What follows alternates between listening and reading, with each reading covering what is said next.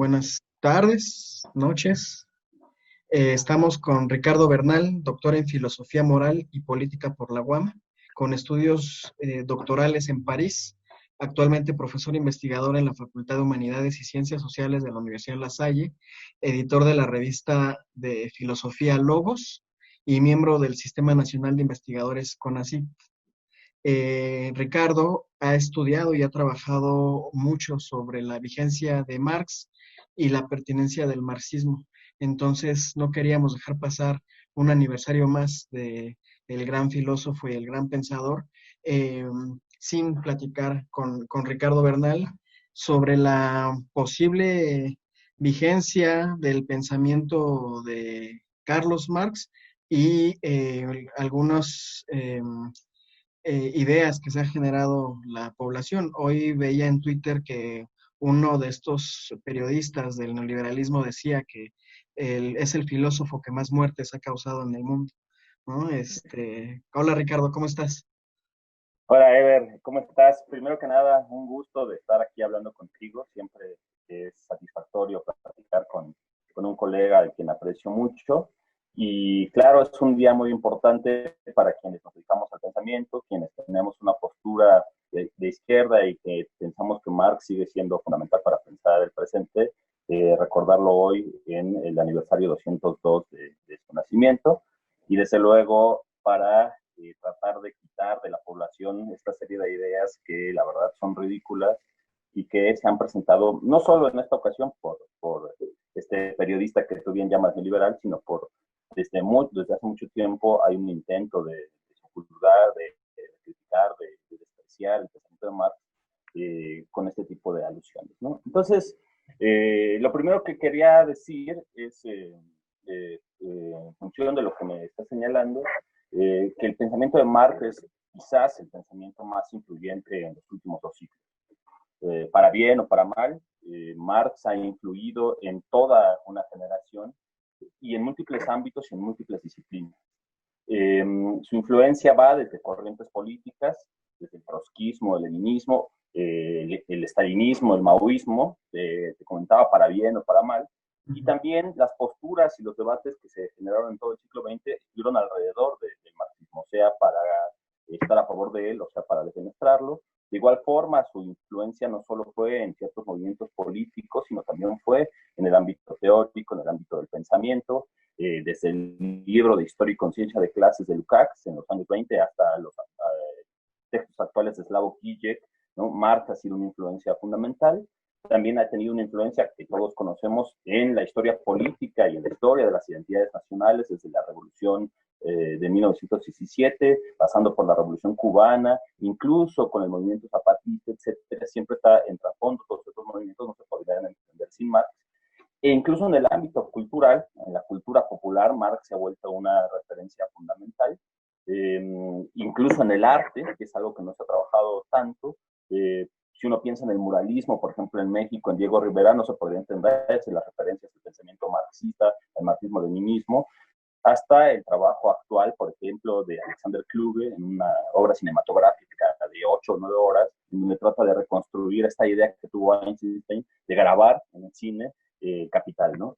Todo, Marx ha permeado toda nuestra vida cultural y sin duda tiene una influencia importante en nuestro tiempo. Ahora, yo considero, y ahorita si quieres profundizo en eso, que independientemente de las múltiples incidencias que ha tenido en todos estos ámbitos, Marx nos sigue sirviendo para pensar la emancipación en el presente y creo que ha generado una serie de temas que son fundamentales para seguir debatiendo y creo que nos pueden dar pistas para pensar la realidad no solo internacional, sino también la realidad de nuestro país.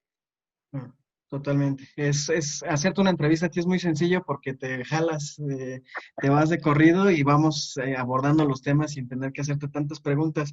¿Tú crees que es posible, pero sobre todo es útil separar al pensamiento de Marx del marxismo y de la práctica de los militantes dentro de las distintas corrientes marxistas? ¿Ahorita tendría una utilidad ese debate? Yo creo que es fundamental hacer esa separación porque yo creo que buena parte de las confusiones que se han generado a lo largo de todo el siglo XX respecto a lo que Marx postuló fue las interpretaciones de ciertas vertientes del marxismo que en una coyuntura muy particular utilizaron el pensamiento de Marx para tratar de justificar una serie de posiciones.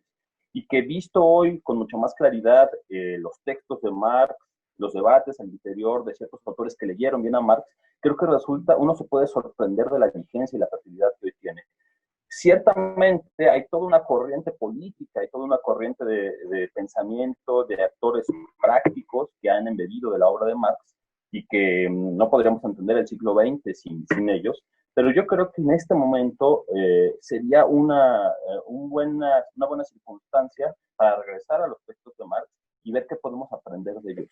Hay muchas enseñanzas que son sumamente vigentes y creo que es un buen momento para repensar a Marx en el contexto desde la crisis del 2008 y el contexto que, no sé si me perdí, pero No, sí, decía que, te estoy escuchando. perfecto, desde la crisis del 2008 y posteriormente a la crisis que estamos viviendo actualmente, que no solamente, como tú lo sabes bien, es una crisis sanitaria, sino que implica también una crisis de lo que hemos llamado neoliberalismo. Ahí habría que tener otro debate respecto a qué es el neoliberalismo. Si el neoliberalismo es una fase del capitalismo, si el neoliberalismo es una forma de racionalidad, es una forma cultural, si el neoliberalismo es una serie de políticas económicas. Eso es un tema, pero creo que hoy que vamos a vivir una crisis del neoliberalismo, Marx va a seguir siendo un autor sumamente importante. Sí, en este contexto ha habido, y supongo, yo tengo la hipótesis de que en cuanto comience a recuperarse cierta cotidianidad después de la cuarentena global, vendrán una serie de reajustes porque además se cruza la cuarentena y la pandemia del coronavirus se cruza con una recesión que desde antes ya venía, que la cuarentena lo único que hizo fue acelerar. En este contexto de reordenamiento de la cotidianidad, ¿qué vigencia ves en el pensamiento de Marx? ¿Cómo entender esta nueva realidad desde las aportaciones que hace Marx a la filosofía y a la vida? Es una pregunta que me gusta mucho porque yo creo que sí tiene muchas aplicaciones en la cotidianidad y en el pensamiento de lo que va a ocurrir después de la pandemia. Después de la caída del muro de Berlín en 1989, como sabes, el marxismo estuvo de capa caída, renació en 2008 y ha habido mucha literatura al respecto y creo que actualmente es más vigente que nunca. Si tú me preguntaras cuál es la vigencia intelectual del pensamiento marxista hoy, yo estuve pensando hace un momento cuando me contaste que podríamos tener una entrevista sobre este tema, y yo pensaba en 4 grandes temas que creo que Marx nos ayuda a pensar, nos ha ayudado en todo el siglo XX, el XXI, pero que se hacen muy vigentes en el contexto actual. El primer tema, el primer concepto que Marx nos presenta y que ha sido debatido, pero que hoy es muy importante con lo que va a ocurrir respecto a la transición de los trabajos, a lo que se llama teletrabajo, es el tema que seguramente todos han escuchado de la alienación, ¿no? Todos han escuchado hablar de este concepto que es, estamos alienados, este es un mundo alienado, ¿no? Los videojuegos alienan, etc. Ahora, Marx utilizó este concepto en los manuscritos en 1844, pero lo utilizó con 3 sentidos que creo que son muy estimulantes para pensar muchos de los fenómenos contemporáneos. El primer sentido que Marx le da a alienación es un sentido, digamos, antropológico. Marx piensa que el trabajo es una forma de emancipación humana, que la cultura proviene del trabajo y que los seres humanos se realizan a través del trabajo. Pero piensa que en ciertas condiciones sociales, el trabajo que debería permitir la realización del género humano, la realización del ser humano, se convierte en algo que obstaculiza esa realización. Y entonces a eso le llama alienación. Alienación como el hecho de que el trabajo que debería liberar a los seres humanos se convierte en un obstáculo para esa emancipación. Desde luego que Marx está pensando en las sociedades industriales en el inicio del siglo XIX, en las sociedades fabriles, el crecimiento de la industria, pero hoy lo podemos pensar en nuestro tiempo. Hay un libro que yo recomiendo mucho, es un libro que puede generar debate, pero nos ayuda a pensar esta idea, es un libro de David Graeber que se llama Trabajos de mierda. No sé si lo han escuchado, si lo han escuchado. Y es muy interesante porque lo que plantea es que está ocurriendo algo en las últimas décadas de que las personas no ven ningún tipo de aportación a la comunidad a partir de su trabajo. Entonces están viviendo en trabajos en donde se sienten alienados. Y yo creo que lo que va a ocurrir a partir de la pandemia, ¿no? Va a ser una reconfiguración del mundo del trabajo y que mucha de la manera en que habíamos pensado el trabajo ahora se va a empezar a reconstruir. Y eso genera un conjunto de problemas que tenemos que pensar. Entonces, un primer tema que yo creo que es importante para pensar a Marx es la alienación en este sentido, te digo, antropológico.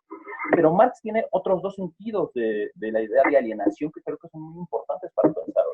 Marx le da un sentido, digamos, objetivo a la idea de alienación, que es quizás la idea más común de alienación, los trabajadores que generan los productos o las mercancías, sin embargo, en el mundo de las sociedades capitalistas no son dueños de ellas. Entonces están alienados porque el producto de su trabajo no es de su propiedad. Y creo que este es un tema que sigue siendo vigente y que nos debe llevar a pensar un conjunto de circunstancias que tienen que ver con la desigualdad social y con el hecho de que nuestro trabajo, ya no solo el trabajo material, sino también el trabajo intelectual, hay que pensarlo así, ha sido apropiado ya no solo, digamos, por las industrias del trabajo que conocíamos hasta ahora, del trabajo material, sino también por las industrias del nuevo tipo de trabajo, del trabajo virtual, y cómo hay nuevas formas de apropiación de nuestro trabajo que generan formas también de explotación y generan formas de precariedad. Y hay un tercer sentido que Marx le da al concepto de alienación, es un sentido que se puede percibir desde la crítica a la filosofía del derecho de Hegel hasta la idea del fetichismo de la mercancía en el capital, en el cual alienación quiere decir, es una idea de alienación social, ¿no? La primera sería una idea de alienación subjetiva, la segunda objetiva y la tercera alienación social, que nos diría algo así como que lo que pierden los seres humanos en el mundo capitalista, lo que pierden los seres humanos en las sociedades que están fundamentadas en modo de producción capitalista, es la capacidad de coordinación social para dirigir ellas el rumbo de la sociedad. Y eso se pierde porque le otorgamos a un sistema de coordinación anónima, que sería el mercado, la capacidad de dirigir los fines y los destinos de la sociedad. Ese es un tema sumamente vigente. Todo el mundo recordará esta frase de Rafael Correa, seguramente lo tienen en mente, porque traduce muy bien esta idea de que el mercado es muy buen esclavo, pero no es un buen amo. Y en cierta medida es lo que estamos viviendo hoy. Es decir, la constitución del mundo neoliberal es un mundo que no constituye los fines de la sociedad a partir de la organización y la deliberación de los seres humanos, sino a partir de los fines del lucro. Y ahí también hay una pérdida, hay una alienación de las capacidades de organización del ser humano. Creo que ese es un tema que Marx nos presenta y que es totalmente actual hoy y que muchos debates se han generado al respecto de este tema. Luego, hay un segundo tema general que Marx nos presenta, que ya es en el Capital la idea de la explotación. Por un lado está la alienación, por otro lado la explotación, y Marx nos presenta la idea de que en el mundo capitalista las personas producen a través de su trabajo mucho más beneficio de aquel que reciben, y eso sería la génesis de la riqueza de las grandes industrias. Independientemente de que se haya criticado la teoría del valor de Marx, no me voy a meter en eso, creo que hoy es clarísimo, ¿no?, que la riqueza generada está en manos de unas muy pocas personas y que sería muy difícil argumentar que esa riqueza es producto de su trabajo, ¿no? Hoy vivimos como nunca antes en la historia, lo muestran los trabajos de Thomas Piketty, los trabajos de quienes tocan el tema de la desigualdad, que la acumulación de la riqueza por parte de un cúmulo minoritario de personas es, digamos, la acumulación más grande que hemos tenido en las últimas décadas, ¿no? Y no es que en los últimos siglos. Y eso genera distorsiones en la sociedad y genera pérdida de la capacidad de la sociedad para garantizar una vida que podríamos llamar digna. Entonces, el tema de la explotación es un segundo tema que hoy es fundamental y que también está vinculado con la idea de lo que ocurrirá con la pandemia, porque lo que vamos a ver es, esperemos que en México no, y que haya medidas muy importantes que lo impidan, y que también haya una conciencia social que lo impida, pero en otros países vamos a ver un despido masivo de personas. Y probablemente lo que ocurra con la pandemia es que el teletrabajo, por ejemplo, acabe con conquistas sociales que se habrían llevado en los últimos años y que habrían configurado el trabajo como un lugar que no solo es el de el beneficio, sino también el de la protección de derechos, ¿no? Entonces, ese es un segundo tema que me parece muy, muy importante. Un tercer tema que creo que Marx nos sigue aportando hoy con muchísima claridad es una idea. No me quiero meter mucho en esto, solamente la menciono, pero es una idea que me parece que es como la base del pensamiento marxista y que está en esa famosa, que todo el mundo hemos leído en las clases de ciencias sociales, en esa famosa idea que tiene introducción a la crítica de la economía política, en sea que Marx dice que hay una división entre una infraestructura y una superestructura, etcétera.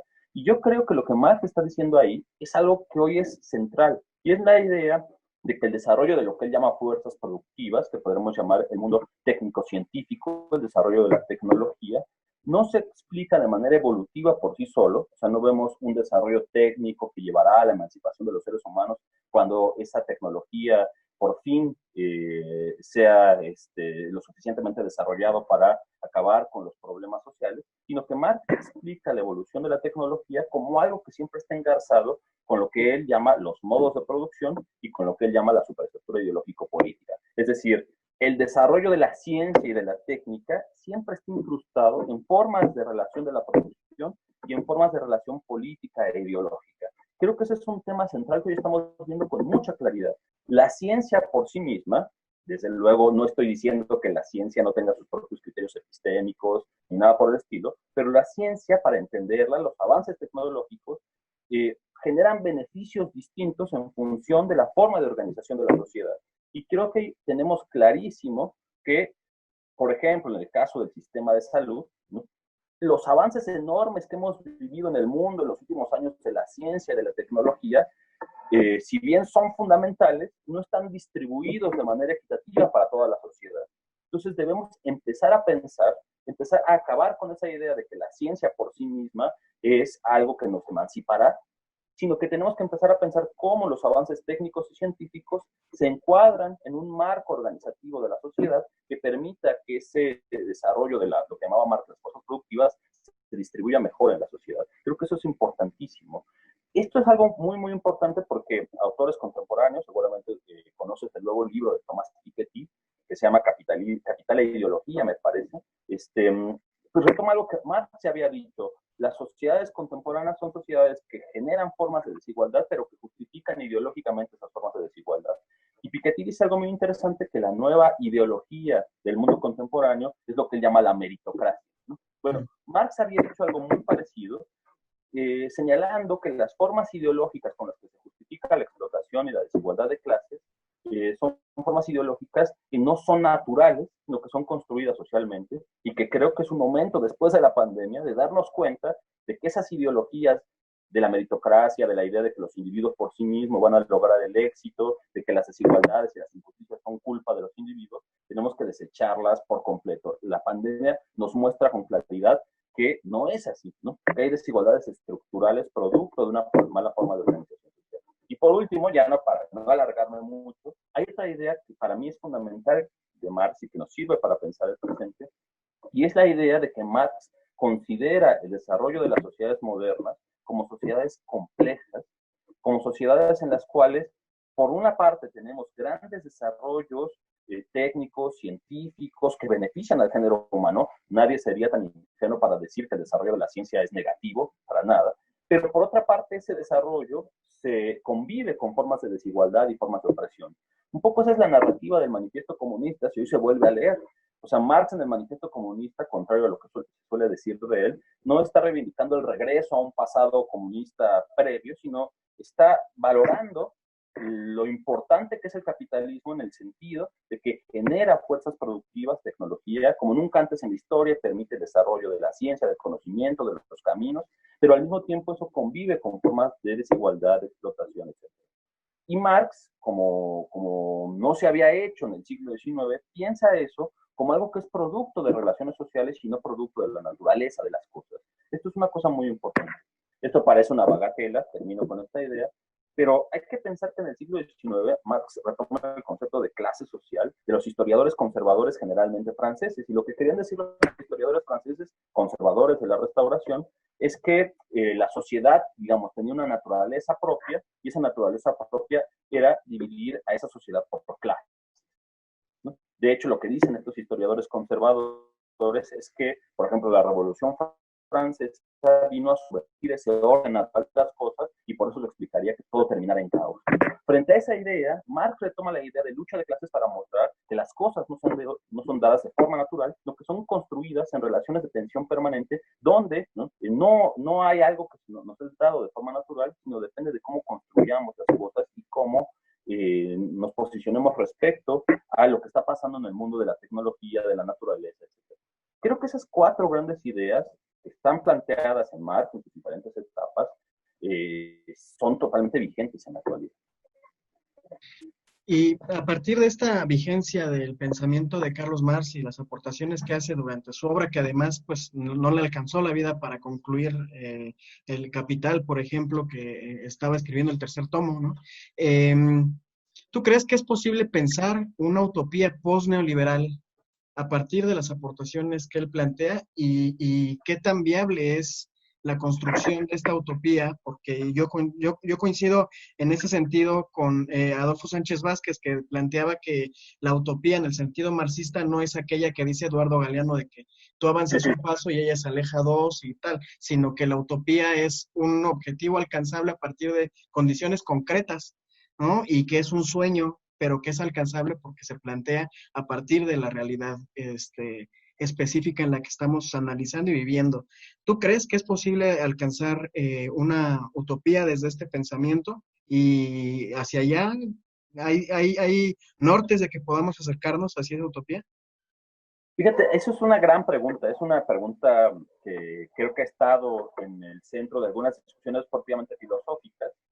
Por ejemplo, hace algunos años Badiou sacó un libro que se llama La idea del comunismo, y básicamente lo que decía Badiou no es tanto que, digamos, se necesita una utopía en este sentido como de Galeano, sino que la idea de comunismo tiene que servir como una suerte de idea regulativa, porque lo que hemos perdido, él pensaba desde los años finales de los años 80 y de los años 90, son referentes para pensar el mundo de otra manera. El triunfo absoluto del capitalismo posterior a el fin del mundo socialista habría dejado sin ideas al mundo contemporáneo y había dejado lo que vemos en los años 90, en el 2000 y hoy se ve claramente, por ejemplo, en Europa, que los debates políticos, en realidad, lo que se plantea como izquierda no es más que una forma más centrista neoliberal y la derecha es una derecha neoliberal, ¿no? Es decir, perdimos por completo los referentes y el comunismo para Badiou en ese texto era una forma de salir de esta especie de callejón sin salida en el que nos había metido la idea, por un lado, de la democracia liberal y por otra parte, del neoliberalismo económico. Yo lo que creo es que, en ese sentido, que Marx hoy nos presenta una serie de herramientas analíticas que nos permiten entender la crisis del neoliberalismo. Y si bien Marx no tuvo la misma habilidad teórica para proponer una alternativa política de la misma magnitud que propone su crítica a la economía política en el Capital, sí nos da una serie de pistas que tenemos que pensar. Y yo creo que la pista fundamental frente a la idea del neoliberalismo, que el neoliberalismo, según algunos autores, y yo coincido con eso, no solo tiene el problema de que es digamos, un programa económico que afecta a los más vulnerables, sino que también es un programa que despolitiza.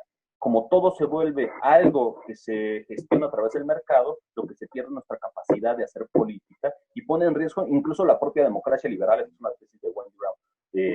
Pero yo creo que eso es lo que hace el liberalismo. Lo que nosotros podemos pensar a través de Marx es que no hay un dictum, no hay una especie de destino del libre mercado que nos va a llevar a una salvación. Y que la única forma de salir de este embrollo en que nos ha metido el neoliberalismo es pensar más allá de las coordenadas del neoliberalismo. Y para eso hay que pensar una forma de organización política en la cual, y esto es lo que me parece central, en la cual ya no solo se trate de controlar políticamente los excesos de la burocracia, de los intereses políticos. Es mucho el discurso de ciertos sectores de la sociedad civil, que además es adecuado, es el poder solo está en el poder político, que siempre es un poder susceptible de generar excesos, y siempre es un poder que atenta contra el bien público, sino que también el poder está en la esfera de la sociedad civil, tal como la mencionaba Hegel. Para Hegel la sociedad civil justo es la esfera del intercambio mercantil. Y solo termino la idea porque me parece importante. Yo creo que algo que no solo a partir de Marx, sino de muchos autores debemos pensar actualmente es que la crítica a la falta de democracia no solamente se debe centrar en la crítica al autoritarismo, a las formas de corrupción política, a las formas que tienen que ver con el espacio de la coordinación social llamada organización, sino también con la crítica al mercado, ¿no? Eso es algo fundamental. En Hegel les decía hace un momento, la sociedad civil se piensa como ese espacio donde distintos intereses privados llegan a convivir, y ese lugar también es susceptible de relaciones de poder. Y Marx generó una crítica muy importante en el Capital a aquella ilusión de que el intercambio comercial lograría ser la demostración de las aspiraciones de igualdad, libertad y propiedad que se esperaban en la modernidad, ¿no? El discurso propiamente liberal del siglo XIX, era que los intercambios en la esfera comercial garantizaban las ideas de libertad individual y de la igualdad, porque todos como propietarios en las mismas condiciones intercambiaban en el mercado. Y eso garantizaba la propiedad privada. Y Marx lo que demuestra básicamente en el libro 1 del Capital es que esto es falso, que esas relaciones en el mercado encubren en la esfera de la producción formas de explotación sumamente hostiles. Y lo que en esencia parece libertad e igualdad se convierte, una vez que analiza cómo funciona el capitalismo, en falta de libertad, en falta de igualdad y en lugar de racionalidad, irracionalidad, porque hay irracionalidad de explotación. Yo creo que esa idea de Marx puede ser rehabilitada para pensar nuestro presente, sobre todo porque una de las grandes convicciones que generó el neoliberalismo es que la crítica a los estados totalitarios, ciertamente fundada, la crítica a las formas de organización burocrática, puso del lado del mercado todas las soluciones. Y hoy con la pandemia, y esto es clarísimo, nos damos cuenta que el mercado no soluciona lo fundamental, que son los derechos de las personas. Claro, sí, de hecho, muchos pensadores en esta coyuntura, incluido el presidente Andrés Manuel López Obrador, han dicho que esta crisis de la pandemia se agudiza mucho más porque es la muestra de la inviabilidad del neoliberalismo como un sistema que rija la vida cotidiana y que rija la economía y la cultura, ¿no? O sea, ahí hay una crítica muy profunda al proceso neoliberal y creo que también a eso obedecen una serie de andanadas reaccionarias de medios de comunicación de todo el mundo, pero también de actores políticos que abiertamente han llamado a la resistencia a los gobiernos progresistas y, y están generando estrategias no solamente de comunicación, sino también y sobre todo estrategias políticas para atrincherarse y que el cambio de cotidianidad que seguramente se va a dar no sea a favor del cambio de a favor de un nuevo régimen político-económico que rija este planeta. Creo que allí hay un tema muy interesante que hay que platicar. Ricardo, te quiero proponer que continuemos esta charla la semana que entra con una segunda entrevista sobre que podamos platicar sobre qué es el neoliberalismo. Fíjate que en las charlas que yo tengo posibilidad de dar en los estados, bueno, ahora no porque estamos en cuarentena, pero normalmente cuando voy a platicar a los estados, uno de los temas que más se dificultan y que más están colocados en el debate público de manera contradictoria es ¿qué es el neoliberalismo? ¿Con qué se come el neoliberalismo? Ahora resulta que los eternos defensores del neoliberalismo están acusando a la Cuarta Transformación Nacional de que es profundamente neoliberal porque anunciaron una serie de medidas de austeridad dentro del Estado. Valdría la pena que podamos platicar desde esta visión de la teoría de Marx, del pensamiento de Marx, sí, qué tan real es este planteamiento que hoy la derecha está haciendo para denostar a la Cuarta Transformación Nacional y que nos puedas dar un panorama de cómo se ha vivido el neoliberalismo global y cómo aterriza en México y qué posibilidades hay para rebasarlo. Entonces, eso te propongo, ¿cómo ves que el martes podamos platicar y que retomemos esta entrevista? Me parece perfecto. Es un tema central lo del neoliberalismo. Creo que es un concepto que debemos aclarar y yo estaría totalmente de acuerdo en que abordemos ese tema la próxima semana. Y ya solo para terminar, tengo otra pregunta. ¿Cuándo sale la siguiente temporada de La Casa de Papel? Ya terminó, ya terminó. Ya, ya. Bueno, un fuerte abrazo, Ricardo. Qué gusto platicar siempre contigo. Nos comunicamos para darle continuidad a esta entrevista, ¿no? Cuídate mucho, Eder. Un abrazo fuerte. A la Estamos en distancia. comunicación. Cuídate.